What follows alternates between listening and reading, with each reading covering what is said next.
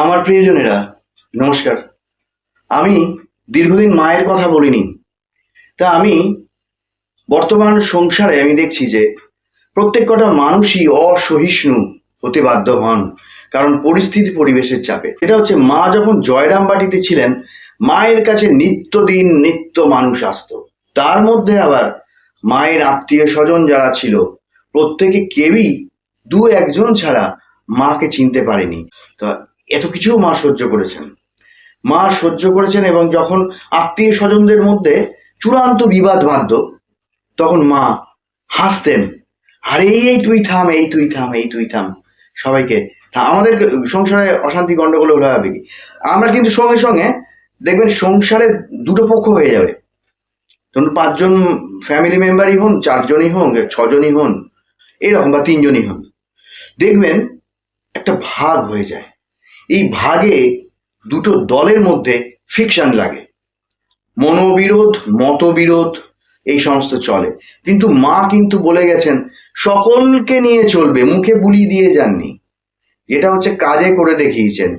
দূর দূরান্ত থেকে, গ্রাম থেকে, শহর থেকে কত মানুষ আসছে, বিভিন্ন প্রবলেম, কারোর চাকরি নেই, কারোর রোগ ভোগ সারছে না, কেউ দীক্ষা নেবে, এই রকম ধরনের বিভিন্ন রকম তাদের বসানো, গুড়মুড়ি দেয়া, তাদেরকে খাওয়ানো, যাও পুকুর থেকে স্নান করে এসো, এই নাও কাপড়, এই নাও গামছা, এই সমস্ত দিয়ে তারা খেলো, শান্তিতে মায়ের দাওয়ায় ঘুমোলো।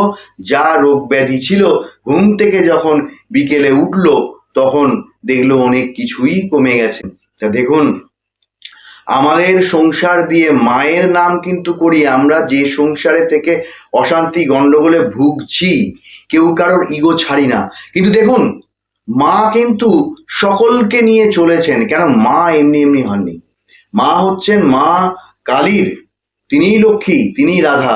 আমরা যদি সেই সময় জন্মাতাম, জন্মেছি কিনা কে জানে, না মায়ের দর্শন পাওয়ার মতো আমরা এতটা সাধু পুরুষ নয়, মায়ের দর্শন হয়তো আমরা পাইনি। তো সেই ঘটনাগুলো পড়ে জানা যায়।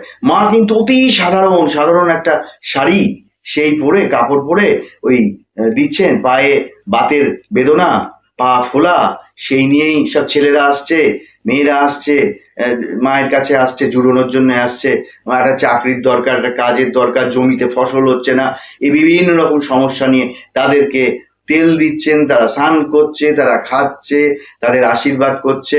তাদের আশীর্বাদই মায়ের কিন্তু গুড়মুড়ি, ওইটা মা খেতে দিতেন। এবং যখন সে চলে যেত, ওইটা মনে হবে, আমাদের হয়তো মনে হতে পারে সামান্য, মা গুড়মুড়ি দিতেন কেন, কিন্তু মায়ের প্রসাদ, শ্রেষ্ঠ প্রসাদ যদি আপনি ধরতে হয়, তাহলে জানবেন কোনো মিষ্টান্ন নয়, পায়েস নয়, সন্দেশ রসগোল্লা নয়, আর কিছু নয়। আমি বলছি, মা যে বলে গেছেন আমাদের, যে এই ঘটনাগুলো কেন বললাম, আজকের আমরা তখনকার আমরা মাকে পড়ছি, মায়ের সুখ্যাতি করছি, মায়ের কোনো অনুষ্ঠানে গিয়ে জয় মা শারদা, জয় মা শারদা, প্রকৃতিং পরমাং অভয়ং বরদাং, তো এই সমস্ত গানের সঙ্গে মেলাচ্ছি, বাড়ি এসেই আবার কিন্তু সেই ঝগড়ায় জড়িয়ে পড়ছি, বা বিষাদে জড়িয়ে পড়ছি, বা বিভিন্ন রকম মায়ের যে ভাবটা নিয়ে এলাম, সেই ভাবটা আমাদের মনের মধ্যে থাকছে না, স্টে করছে না। কেন করছে না?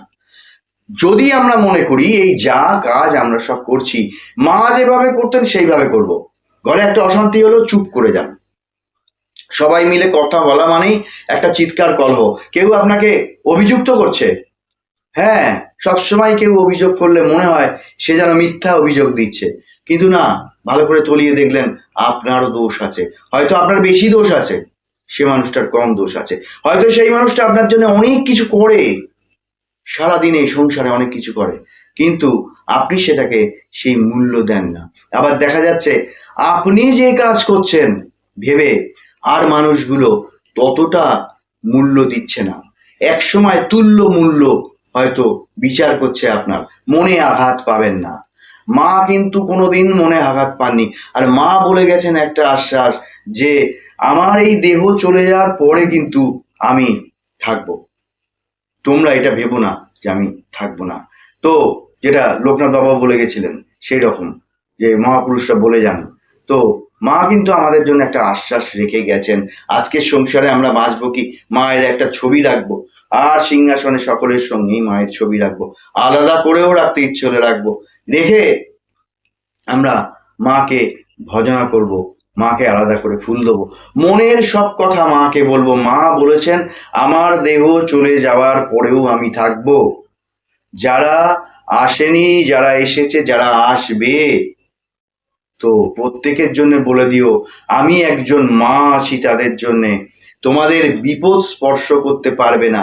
অর্থাৎ আমাদের যদি বিপদ আসে, আমরা যদি প্রাণ ভরে মাকে ডাকি, মা তুমি বিপদ উদ্ধার করো, মা এই হয়েছে, মা রোজ নিত্য কি হয়েছে না হয়েছে, ব্যর্থতা সফলতা, সেটা মায়ের সামনে বসে গল্প যদি করেন, আপনি কর্মস্থান থেকে ঘুরে এসে মায়ের সামনে বসে গল্প বললেন, মা জানো আজকে এই হয়েছে অফিসে, মা জানো ব্যবসার ক্ষেত্রে এই রকম হয়েছে, আজকে ভালো না, মা তোমার নাম করে গেছিলাম না, ডেকেছিলাম তোমাকে, আজকে কিন্তু ভালো, অফিসে যে অশান্তি গন্ডগোলটা হচ্ছিল আমাকে নিয়ে, সেটা মা কার দোষ গুণ তো জানি না, তোমাকে বলেছিলাম, সেটা কিন্তু মিটে গেছে, যারা অভিযুক্ত করেছিল তারাই ডেকে আমাকে ভালো কথা বললো।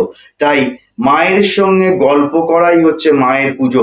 সব গল্পের শেষে ধরুন রাত্রিবেলা আপনি সময় পাচ্ছেন, একটা ফুল হাতে করে নিয়ে আসবেন, দু চারটে ফুল নিয়ে আসবেন মায়ের জন্য, জবা ফুল এনে রাখবেন পাত্রে, এবার মায়ের সঙ্গে গল্প করুন, করতে করতে সব গল্প হলে এই নাও মা তোমাকে দিলাম তোমার চরণে, এটাই পূজা, একটু ধূপকাঠি ঘুরিয়ে দিলেন, ব্যাস। এই যে বললেন কথাগুলো, এইটা হচ্ছে ধ্যান, এইটা হচ্ছে জপ, আর এইটাই হচ্ছে পূজার মন্ত্র। মায়ের জন্য আর কিছু মন্ত্রের দরকার হয় না। হৃদয় দিয়ে হৃদয় অনুভব, মন দিয়ে মায়ের মনকে একদম কাছাকাছি আনার চেষ্টা করা, মায়ের মন দিয়ে, আমার মন দিয়ে মায়ের মনকে বোঝা দুঃসাধ্য, দুঃসাধ্য কিছু না, অসাধ্য, অসাধ্যও কিছু না।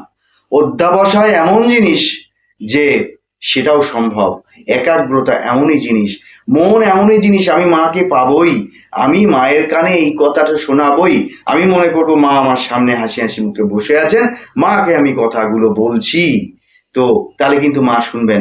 আশ্বাস দিয়ে গেছেন, মা সাক্ষাৎ লক্ষ্মী, তিনি আশ্বাস দিয়ে গেছেন আমি থাকবো, তোমাদের বিপদে আপদে আমাকে বলো, আমি আসবো।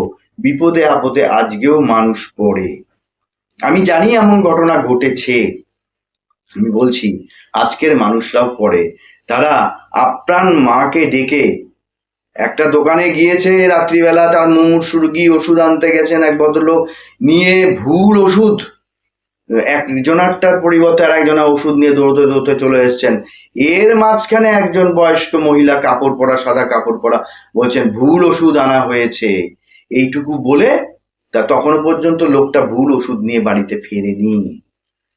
এইবারে সে তো এসে যেই শুনেছে দৌড়েছে আবার, তারপরে গিয়ে বলে আপনারা লোক পাঠিয়েছিলেন, দোকানে গিয়ে বলেছেন, তা ভুল ওষুধ, বলে না আমাদের এখানে তো একজন মহিলাকে আপনারা পাঠিয়েছিলেন, তিনি এসে বললেন যিনি এ ছেলেটি নিয়ে গেলেন, তো তিনি ভুল ওষুধ নিয়ে গেছেন।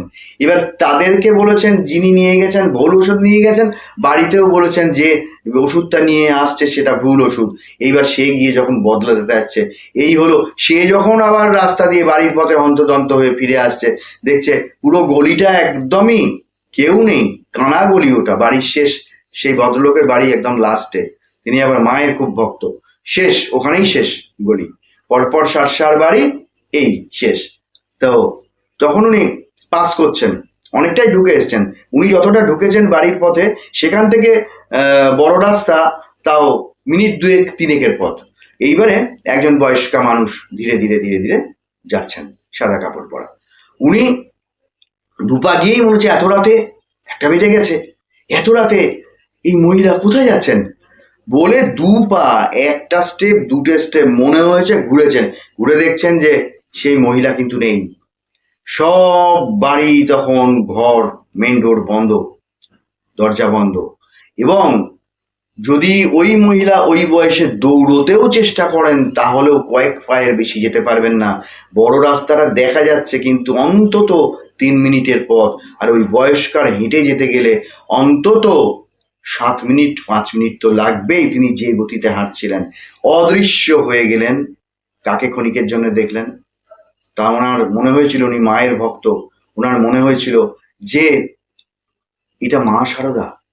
তা মা বলে গেছিলেন আমি বিপদে আজকের দিনেও পাশে আসি। তাই দৃঢ় বিশ্বাস যে মাকে বিপদে পড়ে ডাকলে মা আজও সাড়া দেন, মা আজও আসেন।